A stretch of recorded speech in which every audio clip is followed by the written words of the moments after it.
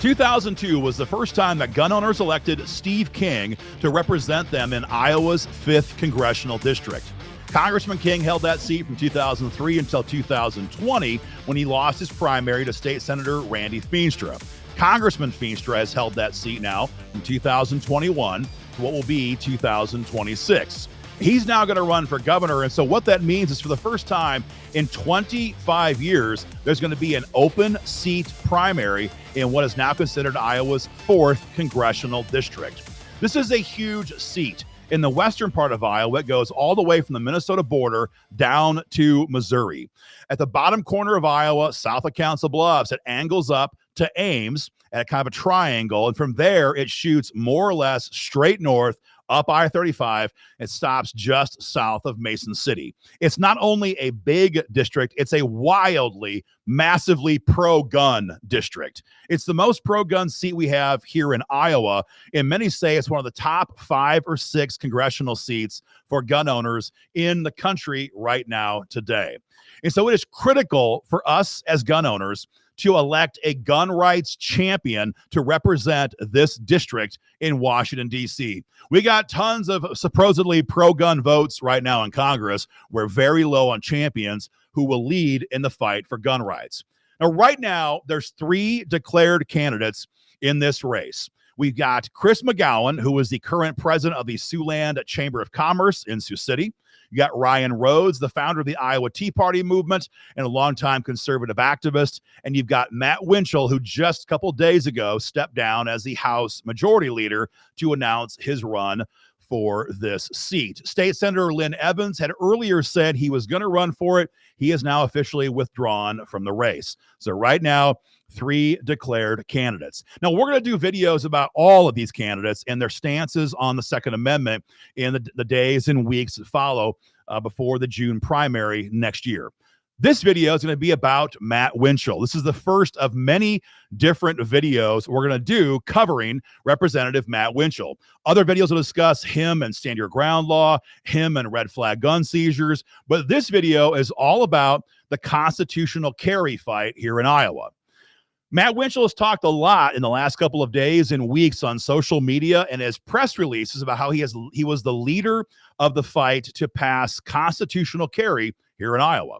For those who don't know, constitutional carry simply means the permits to carry here in Iowa are optional. If you want one and you're qualified, you can get one, but you don't have to. It was a long, long battle to get this done here in Des Moines. So is that true?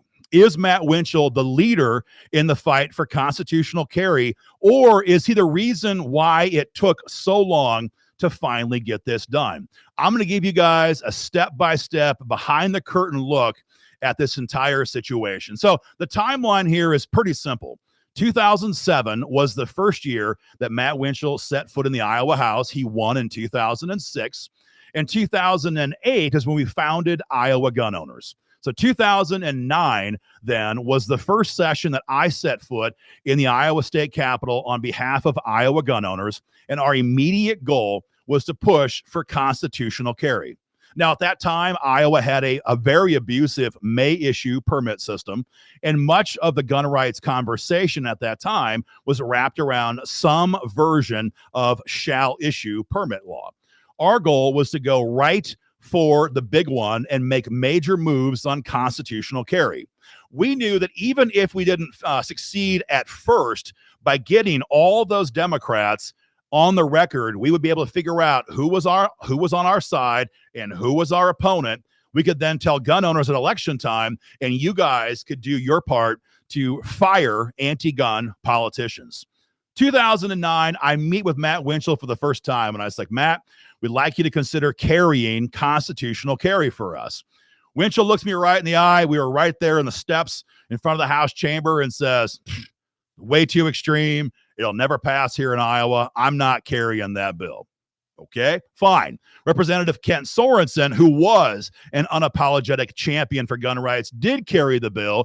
We went on that year to force a vote in the Iowa House, and the bill died 49-49. Now, the context here is critical for the rest of my story. 2009, 2010, believe it or not, Democrats controlled the Iowa legislature. They had the House, they had the Senate, they had the governor's mansion. It was truly a blue state. I know for a lot of people, it's hard to even fathom that now, but that's what it was in 2009.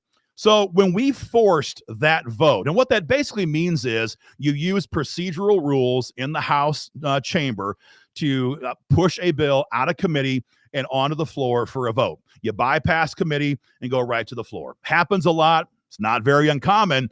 And when the Democrats were in control and it benefited the Republicans to help us do this, they helped us do this. That's how we got the 49-49 tie.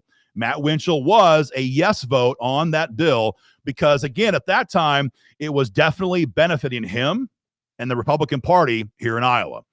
2010, very similar situation. We forced a vote in the House. This is 2010. This is an election year. It is the year of Obamacare. It's going to be a major, major bloodbath is the expectation in the general election. We forced that vote. The bill died 53-43, but we now had all of these Democrats on the record opposing constitutional carry here in Iowa. Matt Windschitl, again, was a yes vote on that forced roll call vote in 2010. Of course, everything changed November of 2010.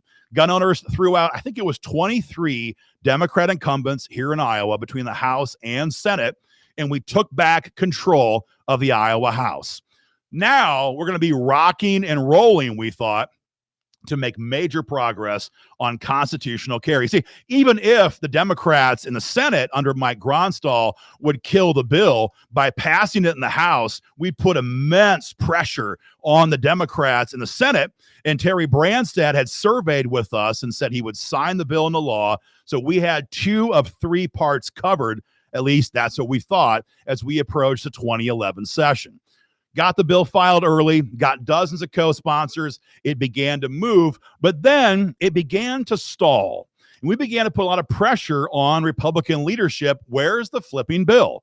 We all fought to give you guys this majority. Where's the bill? Time for you to do your job.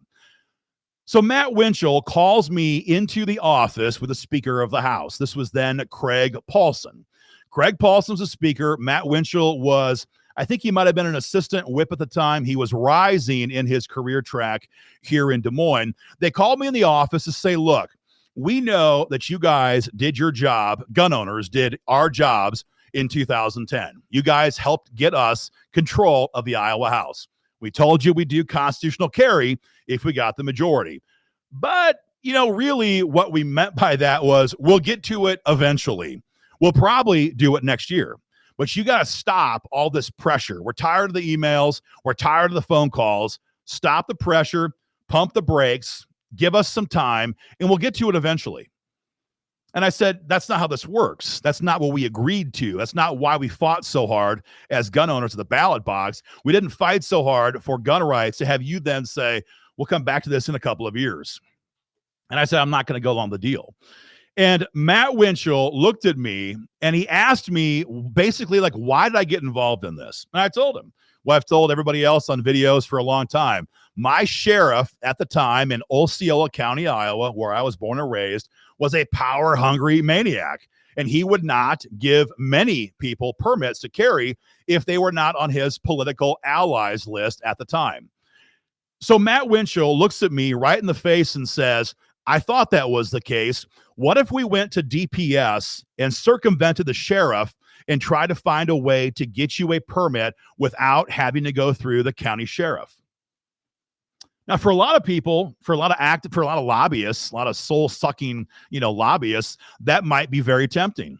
But that's never been an option for Iowa gun owners. So I was like, screw that. Unless you've got a permit for every single one of our members, that deal's not going to fly. Even that was sarcastic. That meeting did not end well.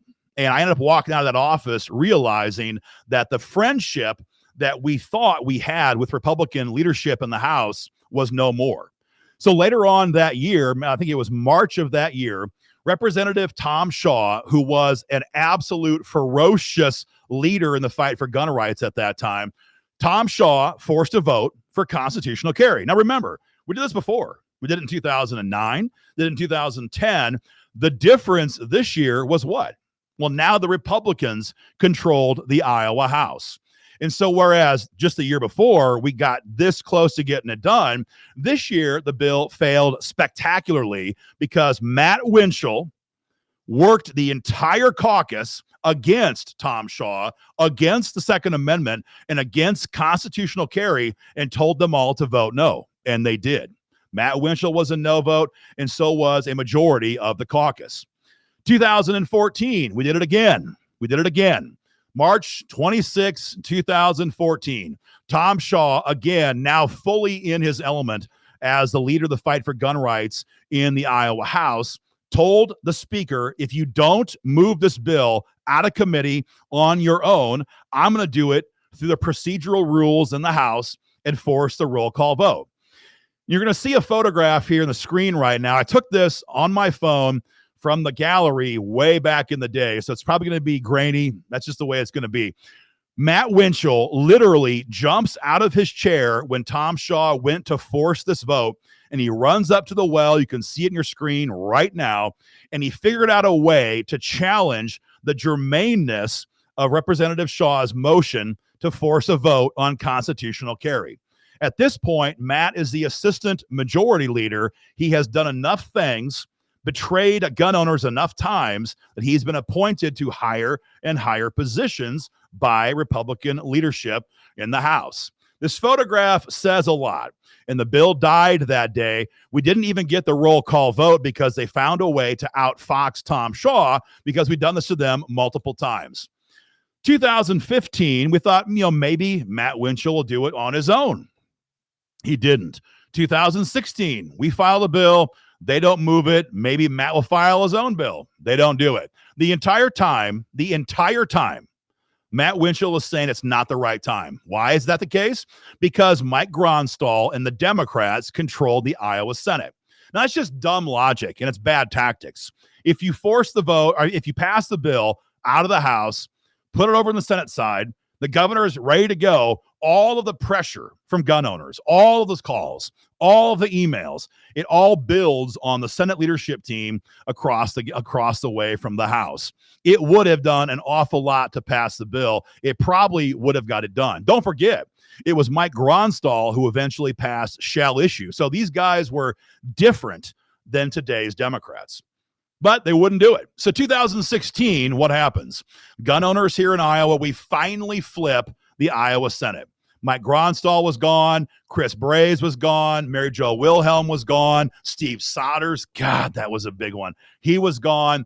All these chumps lost their election because gun owners were furious that these guys were blocking constitutional carry. Now, you would think in 2017, with the Republicans finally having control of the House, the Senate, the governor's mansion, boy, now is the time to get this done. We file our bill. Matt Windschitl files an omnibus gun bill.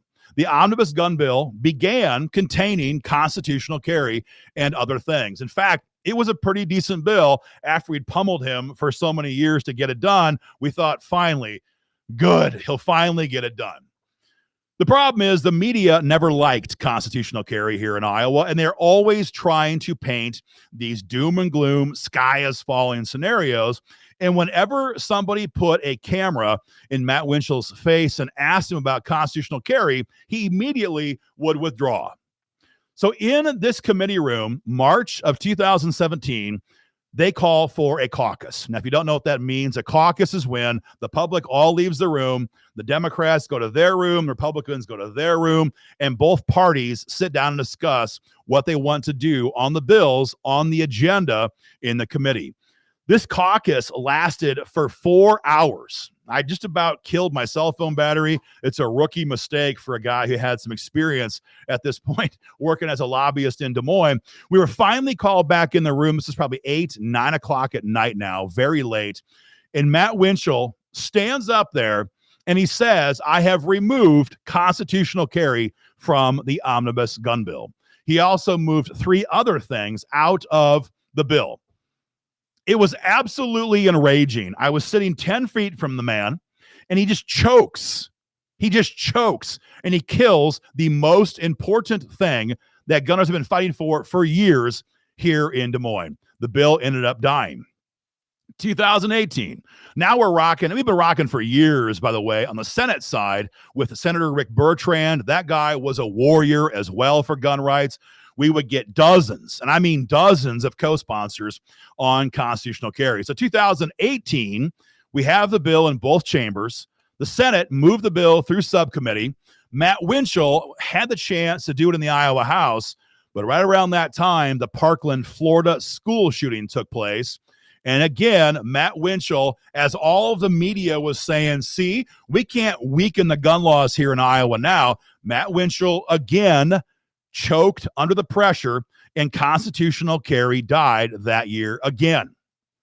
It died again in 2019. Matt Windschitl would not let the bill move forward. It died again in 2020. We are now 12 years in a row watching our pro-gun House, and specifically Matt Windschitl, who definitely took upon himself the moniker of the gun guy. 12 years in a row, he killed constitutional carry. Meantime, just for some context, nationwide, constitutional carry was exploding all around us. Missouri adopted it in 2016, Kansas in 2015, South Dakota, I don't have the year in my head just right, but it was the very first bill that Kristi Noem signed into law. All around us and all around America in red states, constitutional carry was exploding. Finally, in 2021, 2021, Joe Biden's in the White House. Now it's time for the Republicans to show that they're strong on guns.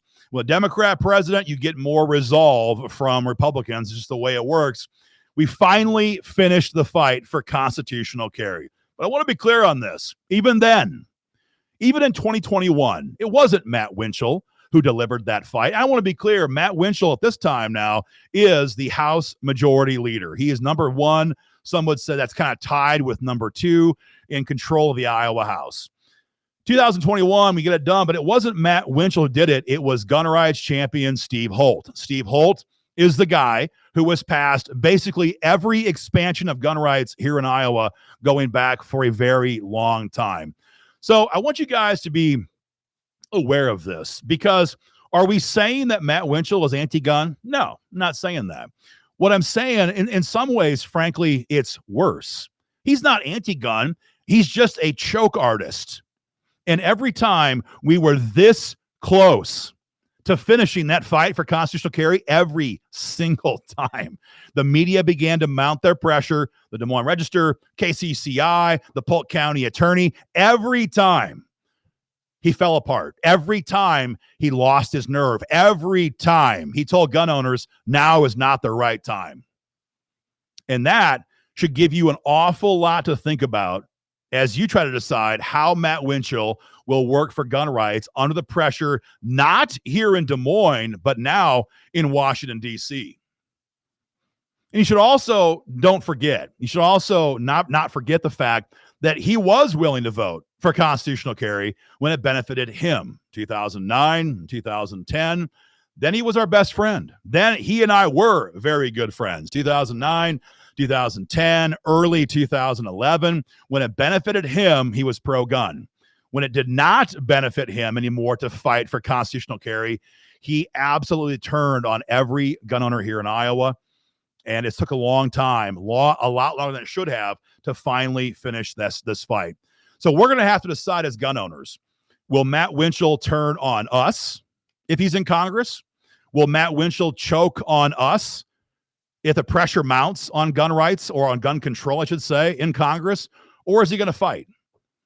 Long time he's been in Des Moines. We have not seen that fight from Matt Windschitl. The fight that we see time and time again is him telling gun owners, now is not the time, try again next year. So guys, if you bump into Matt Windschitl on the campaign trail, I'd ask him, say, what's the deal on this? Why did it take 13 years to finish the fight for constitutional carry? And that includes 6 years, I guess 5 years, when we had complete GOP control in Des Moines. Now, he's not a big fan. Let's just kind of get that set out of the way. He's not a big fan. I'm not a big fan of him. But these are facts. These are details.